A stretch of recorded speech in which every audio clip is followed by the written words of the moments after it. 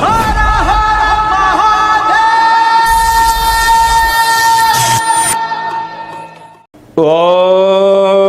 నమః శివాయ.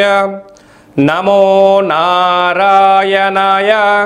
కర్మ నివారణ కాలభైరవ దేవత అనుగ్రహ ప్రసాద సిద్ధిరస్తు. 16/4/2026 నుండి 30/4/2026 వరకు ద్వాదశ రాశిలో గ్రహ గమనాలను అనుసరిస్తూ ఎలా ఉందో తెలుసుకుందాం. ద్వాదశ రాశిలో గ్రహ గమనాలని తెలుసుకుందాం.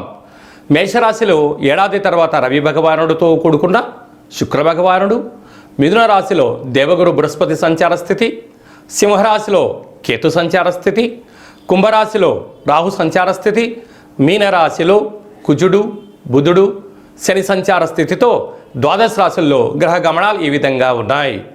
వృశ్చిక రాశి వారికి అర్ధాష్టమ రాహు, అష్టమ గురు సంచార స్థితి, షష్టమ రవి సంచార స్థితి ఉన్నప్పుడు ఈ సంవత్సరము ఎన్నడూ లేని విధంగా ఆదాయ వ్యయాలు వృశ్చిక రాశి వారికి విపరీతమైన అదృష్టాన్ని తెచ్చిపెట్టబోతున్నాయి.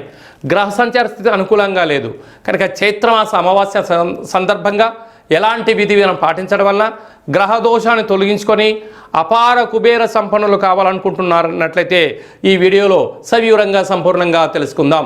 వృశ్చిక రాశిలో ఏ ఏ నక్షత్రాలు వస్తాయి అనగా విశాఖ నక్షత్రంలోని చివరి పదం 4వ పాదము, అనురాధ నక్షత్రంలోని 4 పాదాలు, జ్యేష్ఠ నక్షత్రంలో 4 పాదాలు కలిపితే వృశ్చిక రాశి.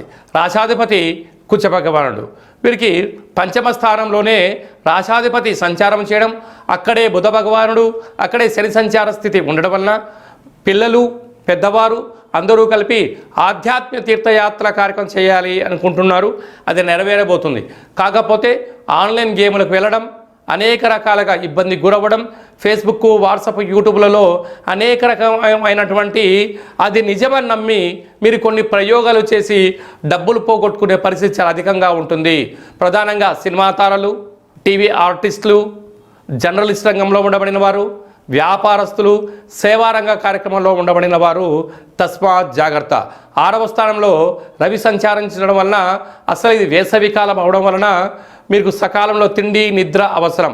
మీకు సహస్రార చక్రం లోపించడం వలన అదృష్టం మీ ఇంటి ముందర ఉన్నా అది ఎక్కడో ఉందని చెప్పి పాకులాడుతూ ఉంటారు. సహస్రార చక్ర క్లోజ్ అవడం వలన భూత భవిష్యత్ వర్తమానాన్ని సక్రమంగా ప్రణాళిక చేయలేని పరిస్థితి అధికంగా ఉంటుందని చెప్పి గమనించాలి. కనుక ఇలాంటి కాల సమయంలో తప్పక నవగ్రహారాధన, సూర్య నమస్కారము, పరమేశ్వరుడికి రుద్రాభిషేకం చేసుకోవడం వలన సకల గ్రహ దోషాలు తొలగి ఐశ్వర్యాన్ని పొందుతున్నారు అని చెప్పి గమనించి తీరాలి. మీ వ్యక్తిగత జాతకం తెలుసుకోవాలనుకుంటున్నారా?